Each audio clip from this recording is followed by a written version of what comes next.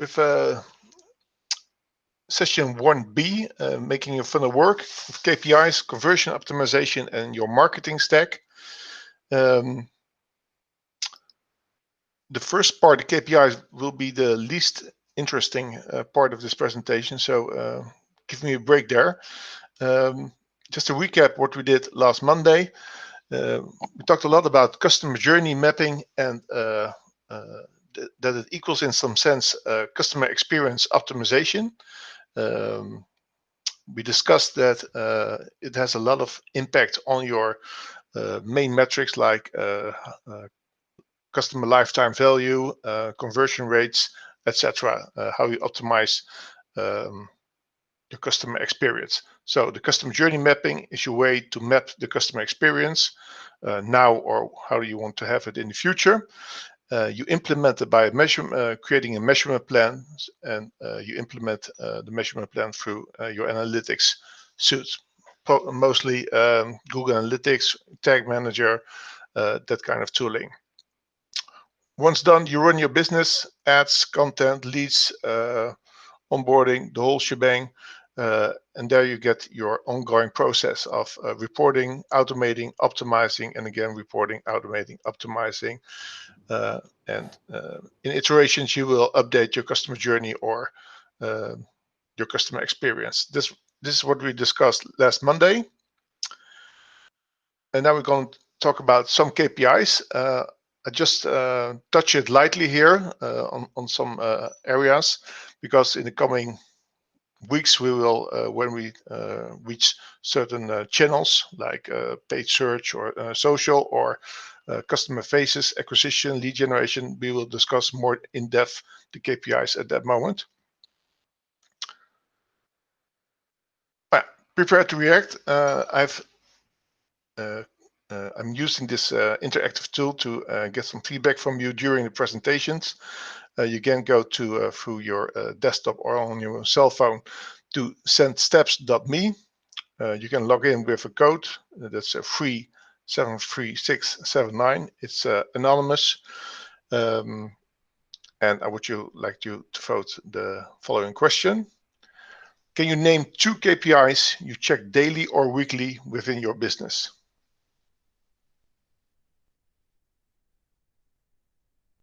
Can you name 2 KPIs you check daily or weekly within your business?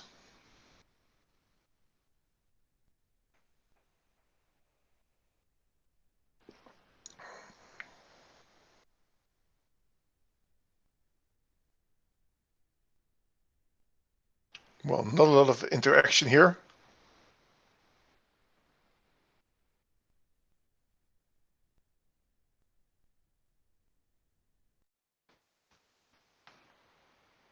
All right. 2 people online.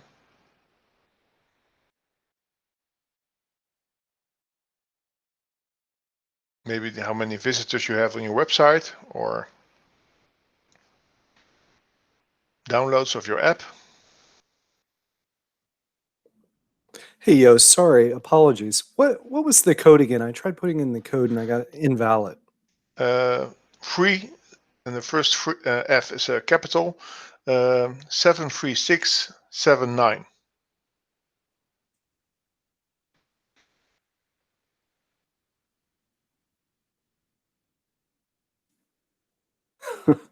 It didn't, for some reason, it didn't work for me. Okay. Sorry about that. Okay. Well, you can answer it if you want. Do you check any KPIs within your business daily or weekly, or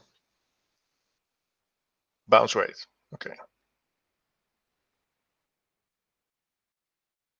Well, I will continue. Thank you for your feedback. Mm-hmm.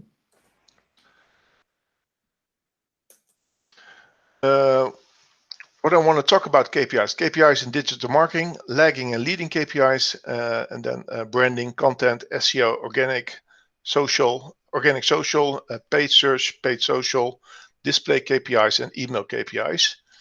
Well, why are KPIs so important in digital marketing? In a glance, you know if a channel, campaign, or product is working or not. That's with all KPIs in general, of course. But when you grow, you'll get more input, data, and insights presented to you because you use more tools. There's more data flowing, the volumes on your website or in your app getting bigger and larger.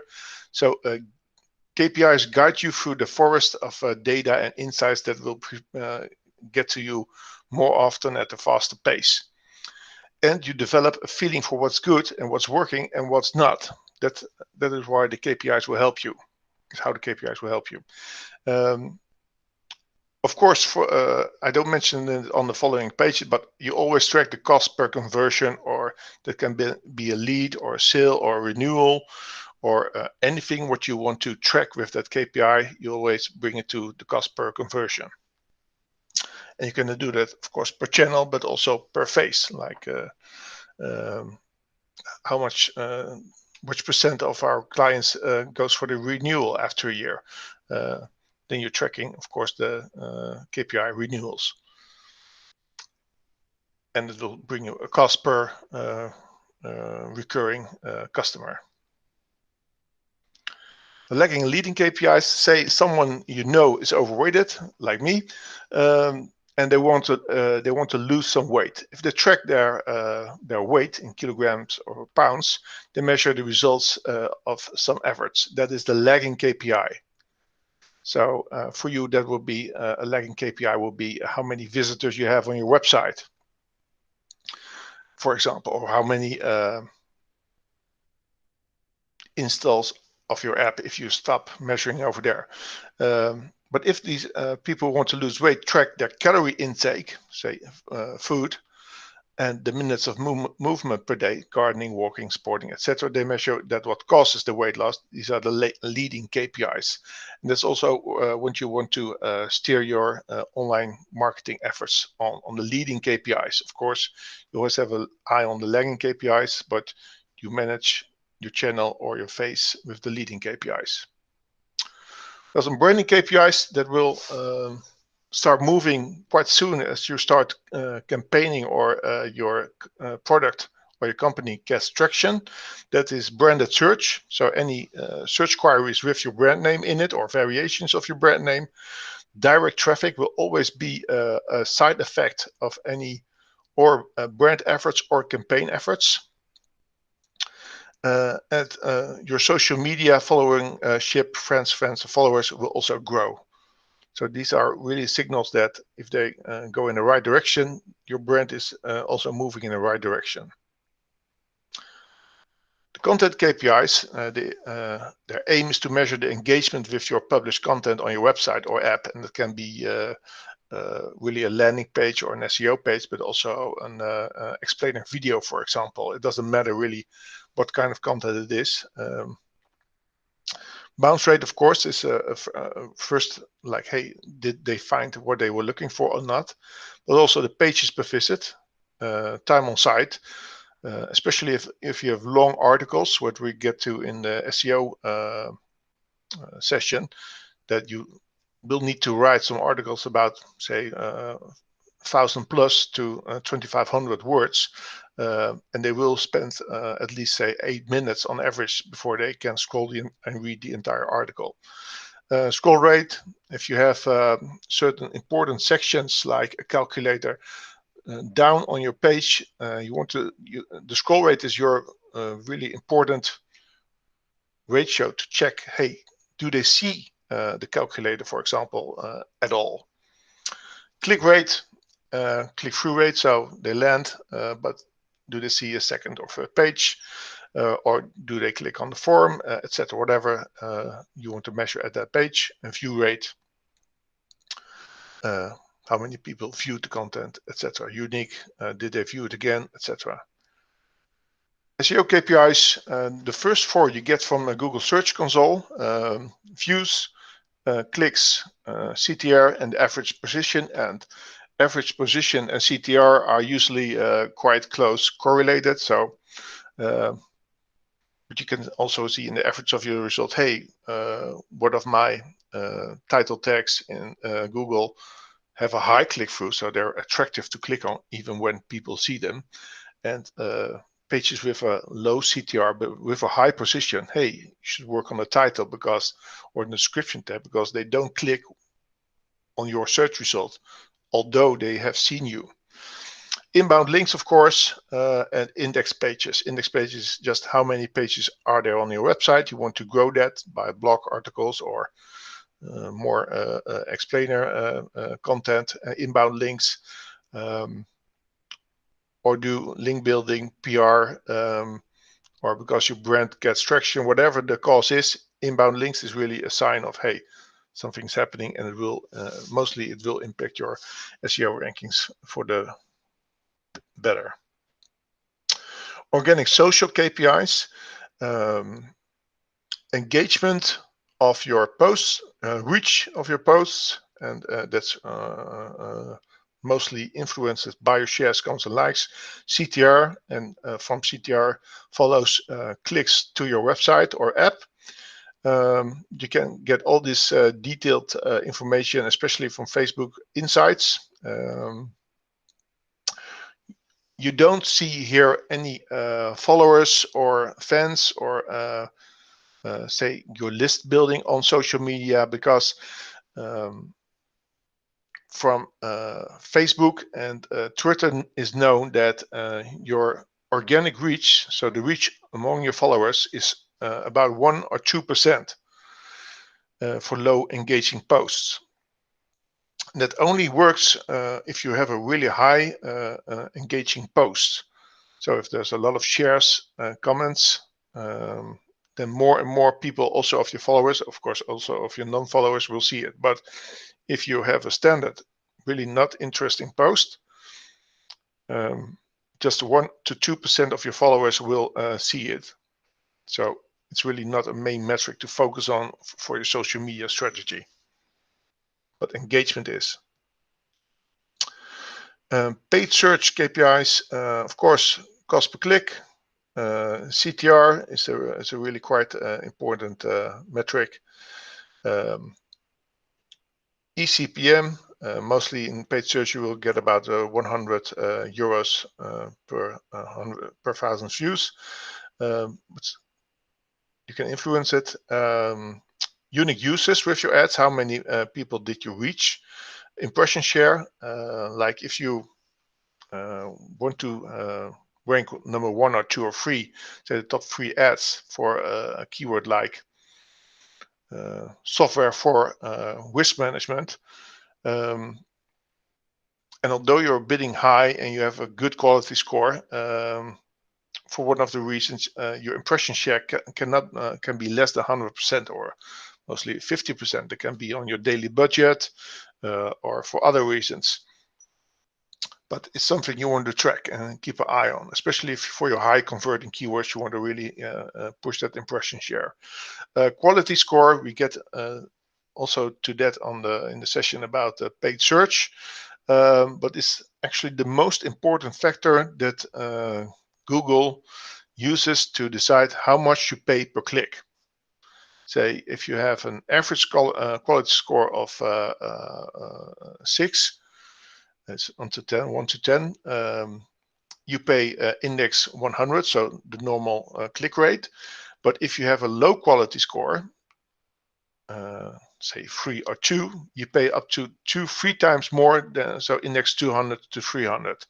While you have a really high quality score, for example, quality score 9 or 10, you pay half, so index 50. So that a high quality score that lowers your cost per click, and in the end it lowers your cost per lead or per sale. We will discuss later in the session about paid search, how you influence it, how the quality score works, but for now it's important you want to watch it. And if you're running a lot of budget, daily or 2 times a day.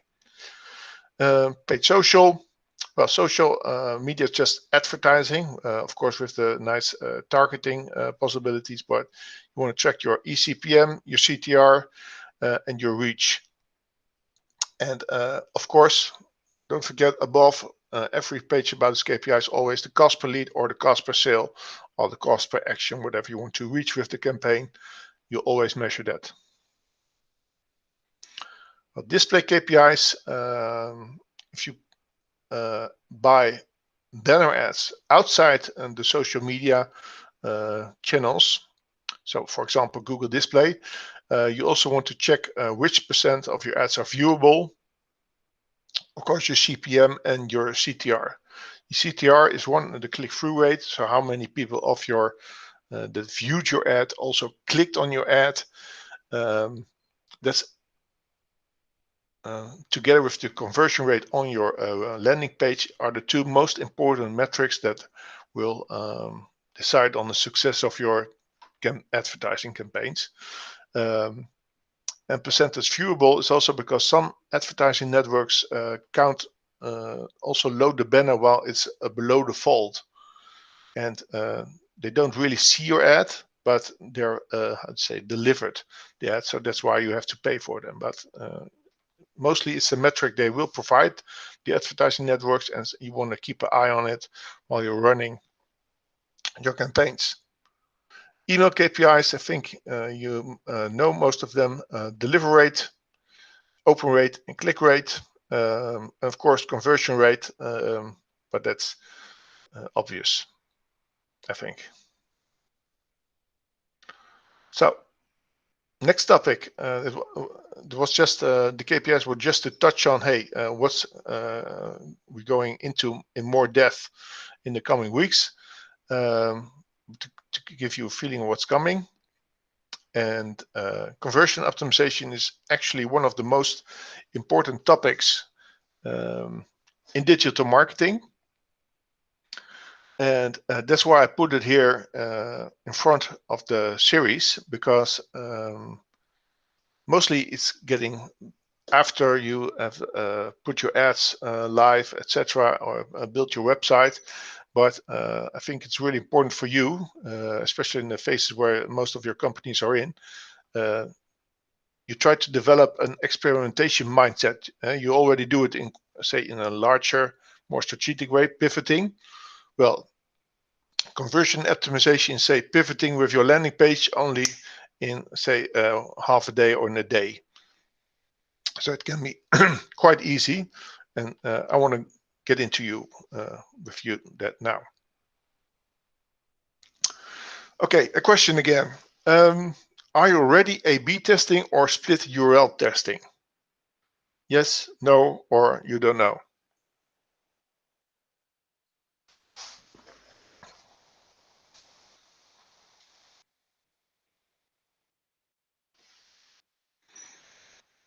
Okay. No, don't know. But nobody, yes. Okay. From the two people who filled in. Conversion optimization. The shortener is CRO, stands for conversion rate optimization. What is CRO? Impact on your conversion rates, split URL testing, A/B testing, convince and convert.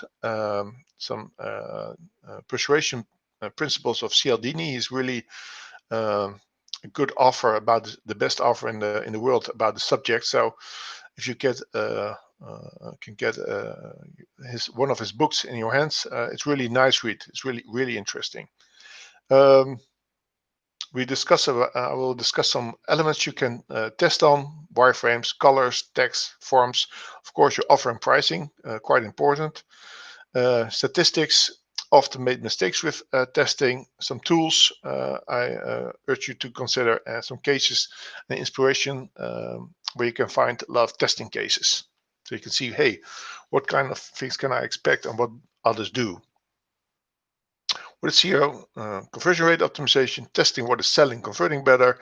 It's, if done correctly, scientific, trustworthy, with enough data. What can be tested? Actually, anything. Websites, native apps, ads, and email. Of course, the last two we don't discuss now, but also that's why I put it in the second session of this program, because as soon you will work with Facebook ads or Google ads or on an email platform like a MailChimp or another, you always get the opportunity to A/B test. And I hope that after this session you will be enthusiastic about testing, and you will be nurturing it within your business and company and processes. The impact. Big changes can bring big results. Smaller changes bring smaller results. When to test big changes, and that will be relevant for most of you. A new product, proposition, website, or new market. Low volume and traffic. And low conversion rates. And low conversion rates is really a quality, I name it. So for a landing page, for a download for a white paper, anything less than 2% is really a low conversion rate. For if you have a simple web shop for, say, flowers, and you buy relevant traffic, like buy a bouquet of flowers online, you should really get to 3, 4, 5% conversion rates. So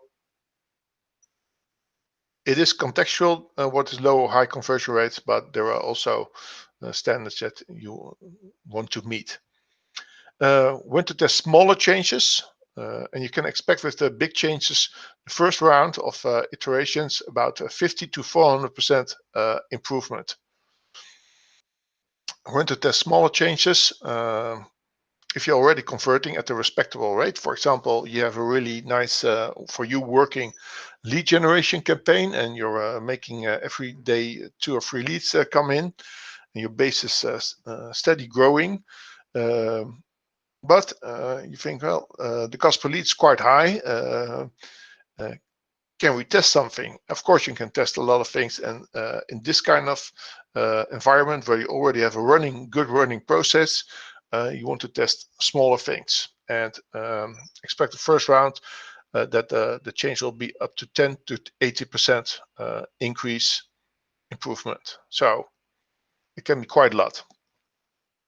And after you will get more mature in your testing efforts, all the changes will be smaller in percentage wise, but if your volume goes up, the net gain, of course, is quite high, the ROI of your efforts. Split URL testing, what is it? 2 or more separate URLs have a different design and a proposition. Traffic gets divided, 50-50 mostly, from always exactly the same traffic source. So it can be entire cross-media campaign, but they land on your domain /a, then exactly 50% of all that traffic, which comes from different sources, offline, online, paid, social, email, etc., it gets 50-50 divided. So you don't have a bias in the quality of traffic. And you use this variant to test the big changes, wireframe, proposition, etc. I think the image I got from convert.com really shows it quite well. You see really a different wireframe and color setting and images. So that really says it all. Mostly for low volume websites or web pages. Most of you will be in that category. A/B testing, testing elements on the same URL. Wireframe stays the same. Test variations of element, the button, the color, button text, image, copy, headlines, etc. I can. If you browse the cases, which will be on the end of this chapter, you will see that they will show also really sophisticated, but also simple cases like, does it matter if a woman looks to you straight in the camera or she looks at the product that the web page wants to sell? Well, I can tell you she has to look at the product. But all this kind of things you will see in this the examples at the end of this chapter. You do that with A/B testing. You do test this kind of simple things like another image. Also, traffic gets evenly divided. Do it with high traffic web pages or high traffic is relative. For if you have a web page for say 30 visitors per day, but those 30 are 1/3 of all your website, that's a high traffic web page for you. What also is important to mention, for big changes from the split URL testing and smaller changes for AB is the split URL test will be more significant faster. We'll get into the stats later, but it's important to mention here. Well, what are arguments you can use and work on your landing page? Well, of course, the need for your product or service, a time reason that can be saving time, long recognition, the value, urgency, deals, for example, only today, or you're missing out on something. Trust, we're the expert, or all our lawyers come from Harvard. Icons of respected organizations, also organizations that are well known and that you're a member of. Of course, easy to work, easy to convert, easy to do business with, and anything that makes you likable. These are things you really want to put on your landing page that will help you increase your conversion rate. So you want to think of, hey, how can I create urgency? Or how can I make this landing page more trustworthy? Like a lot of smaller web shops show icons of PayPal, MasterCard, credit card, because hey, that's they recognize something. Also, if you have a well-known entrepreneur let's say loves your product publicly, well, you want to have a picture of him on your her on your web page, on your landing page, because it will help you increase your conversion rates. You understand what I'm getting at? Cialdini, he has 6 main principles of persuasion. Reciprocity, treat others like you like to be treated, and that's not in the Christian sense, but more in a loyalty sense. On his webpage, he calls an example that they did an experiment in a restaurant when a waiter gave his guests, he had 3 fire one mint after they finished dinner. What he did with his tip, he gave them 2 mints. It increased his tip with 30%. Or if first he gave them a mint and he walked away, because you're such a nice people, I give you a second mint. It increased his tips with, I believe, 40% or something. It was really, so people want to give and take. Scarcity is an effort where he goes in, so it's really interesting to push people. Booking.com does it a lot with, if you book a hotel, only 3 seats available, etc., etc. Authority, I mentioned in the earlier example, all our consultants have a university degree, or anything that gives you or your product more authority. Or if you have some big companies that are using your product and you're allowed to use their logo on your website, that helps a lot. Consistency, he says, ask people first for a little thing and later for a bigger effort. Well, liking, of course. There are different kinds of examples of it. I mean, in one of his books, he calls them, they've measured that it has an effect on the sales of a car dealer if people get a cold drink or a warm drink, etc., or a soft chair and a harder chair. And consensus, when uncertain people will look at the action of others. So that's also, you have these apps now, like if you visit a website mostly of a SaaS product, you get these mentions of tools like this product has just been bought by John from the United States, and another message from Sarah from Spain, etc. That's also hey, social proof and creating consensus. His website is influenceatwork.com. Cialdini is one of the most biggest experts on the area of persuasion, online persuasion.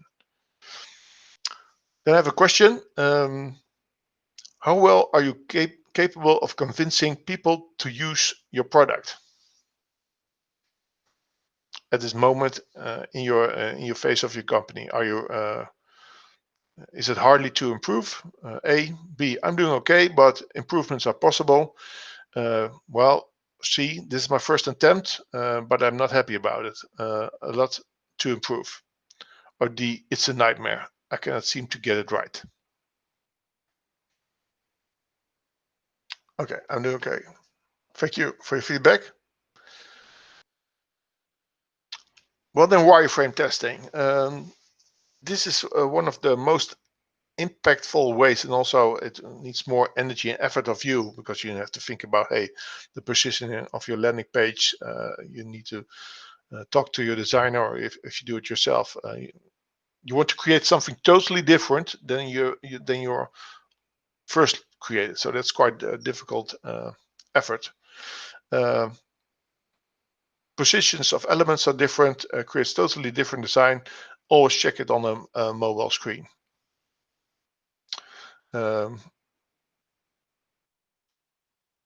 Colors testing, image color, background color, button color, text color, etc. I took this example from brightVessel.com. They changed and the button text and the button color, and also the text in the context.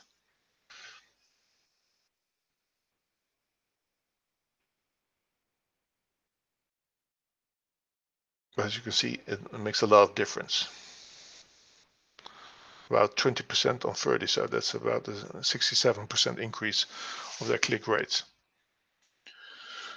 Text and copy testing, titles, headers, for button text, order now, place your order here, or place order, etc. You can and the copy itself. Writing persuasive copy is really really a hard job, I think. So for you, it's important to, if you wrote the first version yourself, ask someone who really cares about you and your business to write their version, because you really want to create something totally different, tone of voice, etc. Forms testing. The example of content verb here goes only on the header of the form and the button text, but it can also be possible that you just have too many fields, because you think, well, I need these fields for the reason for risk management, or I will do something with the info later in my process. But you really have to think about, do I need it at this moment, or do I need it somewhere down the road? Space and length of the fields themselves, like if you have a zip code, it could be a shorter field, like it's 5 characters in the United States, I believe. And while a free field like a city, you need a longer length, etc., longer length of the field. Pre-formatted or not, error messages, in context, and also the text in the context, but also where's the form positioned, above the fold, below the fold, just to mention something. But you can get big improvements here. Of course, offer and pricing testing, that's where most of you will be, spend a lot of time thinking about it. But it's also something what you can test. Like if you're not sure what your pricing is, or how to present your offering, you can just develop different versions of it and test what's working better. Of course, and also you have for just pricing tricks, like offer high discount for a longer duration, so your total lifetime value increases. Add a coupon for example, first ordering. compared to alternatives, even a competitor, better or cheaper. Change the price format, just the way how you write the price can make a difference. Add a feature or incentive. So, yeah, adding value, it's a good strategic way to get your pricing right. Bundling, if you offer several services or products, and upsell and cross-sell offerings. Upsell can be really interesting.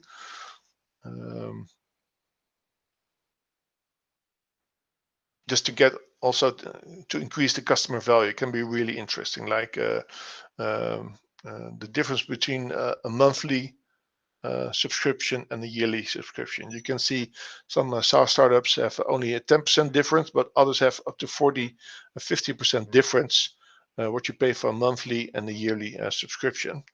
That also says something about the duration of their customer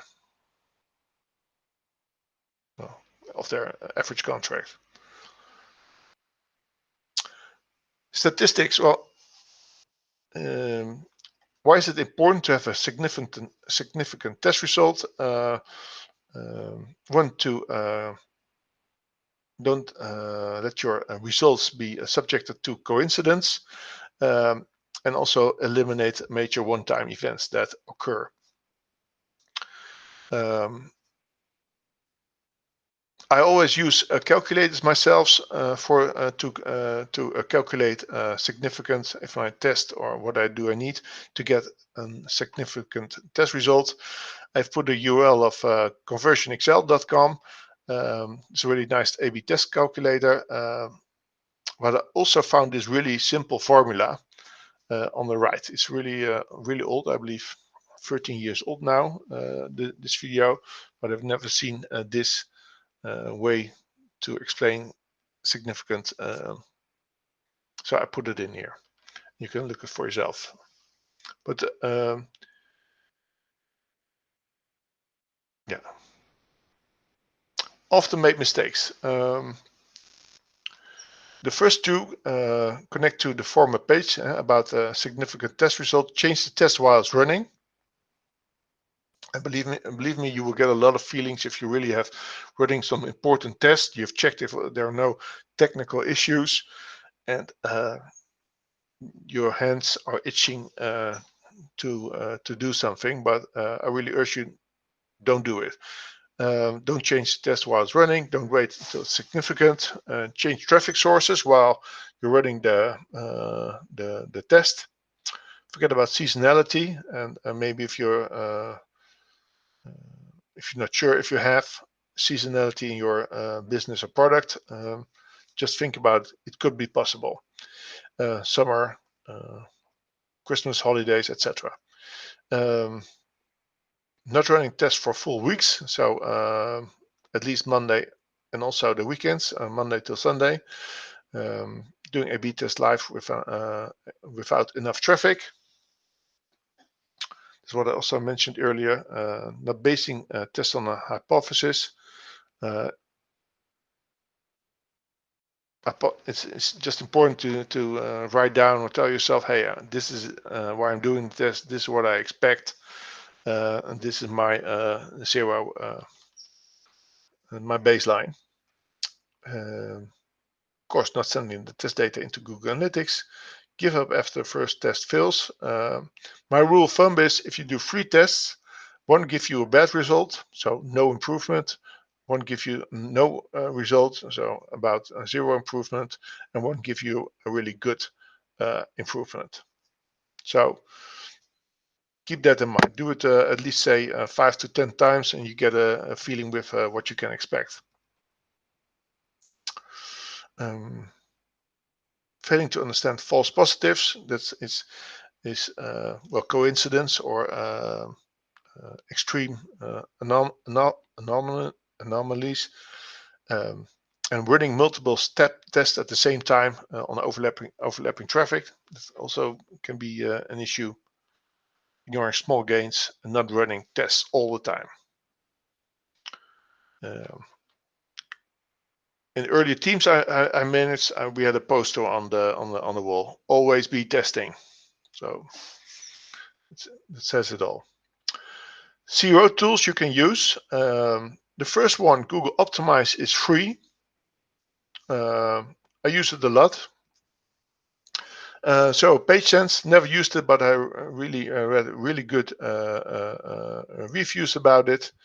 OmniConvert is quite a new one in this area, but they have really good reviews. Visual Website Optimizer is one of the oldest A/B testing. Oldest also, they keep updating and adding features, but they have been here a long while. So it's really a good tool. Visual Website Optimizer. Optimizely is more top market, quite expensive, but they're really good at mass personalization. So if your base gets a lot bigger, they also the last two also offer testing possibilities for native apps. The first three not. If you are running a native app, Optimize, Mixpanel, and Firebase offer A/B testing functionalities. Firebase, I believe, is not that good, but Mixpanel is really also for iPhone quite well.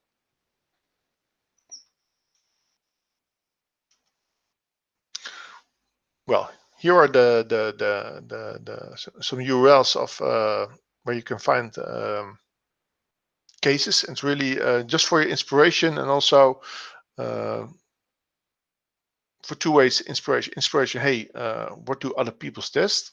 And secondly, what kind of improvements did they make and why? It's really interesting if you care about your digital marketing performance. Really interesting case over there. Then building your marketing stack. Elements, examples of a marketing stack: building your marketing stack, connectors, and resources.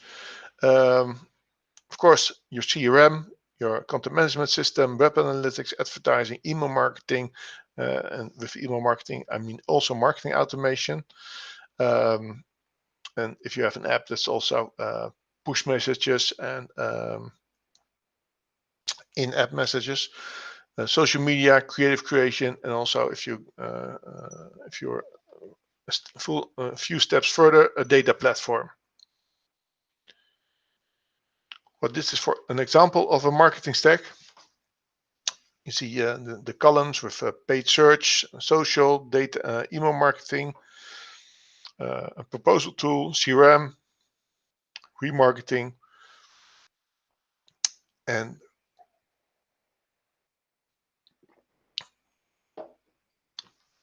some examples what kind of tools they use. This company is quite focused on Salesforce.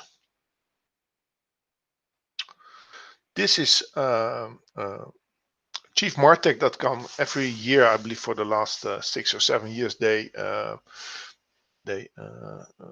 an award. They call the Stackies, I believe, and the winners also they have to tell about their marketing stack in a really design attractive way. Well, this is Sargento. They tell us about their marketing stack, what kind of tools they use in which phase. They plan, create, activate, and measure. And you see what kind of tools they all use. Well, for example, you see flash talking. See in the last three columns every time, and that's it's a digital ad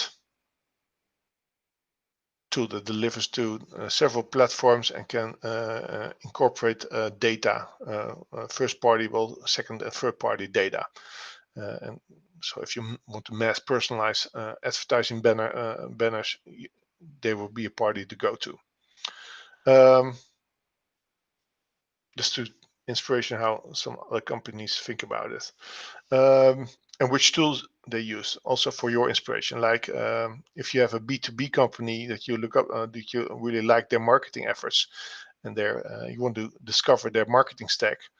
I will tell you later how you can do that, how you can discover, hey, which tools are they using.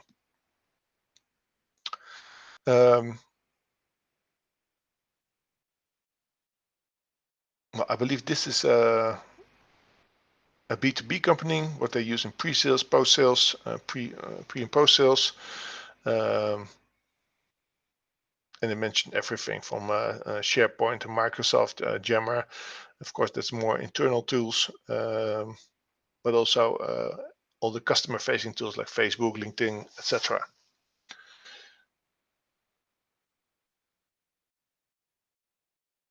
Well, just to get another insight about content marketing challenge, what you can, what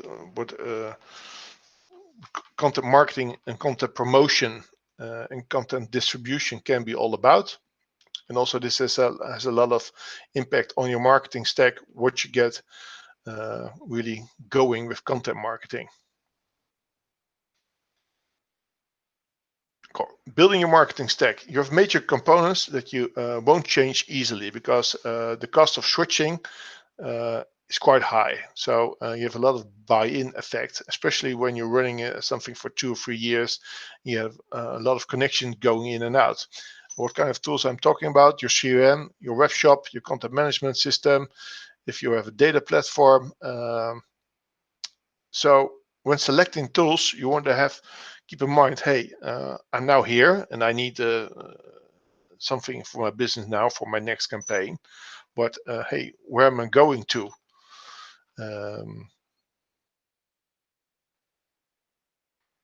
For example, you can think about Salesforce. Well, Salesforce is really my basic CRM, but all their additional services like marketing automation are quite expensive. And maybe you want to start with some cheaper but well integrated alternatives for their own Salesforce products just for the coming 1.5 years until you have enough body, and then you will switch to a more expensive suite which is connected to Salesforce, for example. But you have to think about it strategically which tools you're going to use. For SMEs, it's most often it's best to get as much features in a tool as possible. So everything is connected to one, and you pay one price. So as much features as possible in one tool. And when you don't want when you want to treat that rule of thumb, well, if one or the other tool brings you one really special thing that you need for your sales process, and it brings you that competitive edge, well, of course, you should choose that other tool. But in general, in the beginning, really go for as much tools, all-in-one tools. Because you don't want to have time to work on all the connectors and keeping all the data connections up to date, etc. You want to focus on other things. Well, focus on what vital is essential to your business. Connectors, data and creators, how do you connect all those tools together? Well, Zapier is by far the most well known. I think also the biggest in terms of how many connections they have. I believe about 2,000 apps or so are connected through Zapier. You have Import2, PySync, Card2Card is not really a connector, but it's a webshop migration platform. WordPress Fusion, if you have a user base on your, you use WordPress users and you want to have a two-way sync with your CRM, WP Fusion is your way to go. OneSaaS, Mercato, Leadsbridge, APN, Combidesk is, I believe, a Dutch provider. A lot of Dutch commerce tools are connected through Combidesk, but also well-known global SaaS players like MailChimp, ActiveCampaign, etc. GA Connector is a tool to connect Google Analytics with your CRM. Well, you can check for yourself.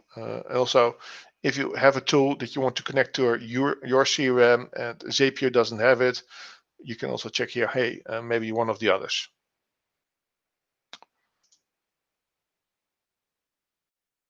Resources, of course, chiefmartech.com is just for inspiration, and always your SaaS provider has integrations or extensions page where they list all their tools which they have a primary connection with, and most of them are also connected to Zapier. For if you will not have a prime connection, well, then you can build your own connection through Zapier. So Zapier is API to API talking engine. Well, this was it for this evening. I'm going to quit sharing my presentation. Any questions?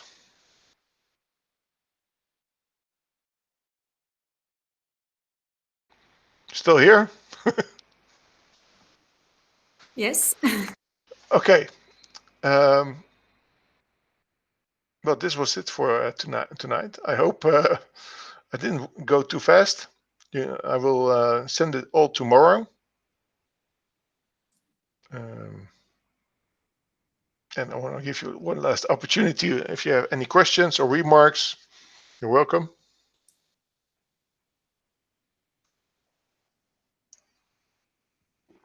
Okay. And I will kill this meeting. Thank you for being here. Hope to see you Monday evening. John and Matthew, I speak to one of you above tomorrow. Yep. We'll talk to you tomorrow. And well, Frank, nice to see you here.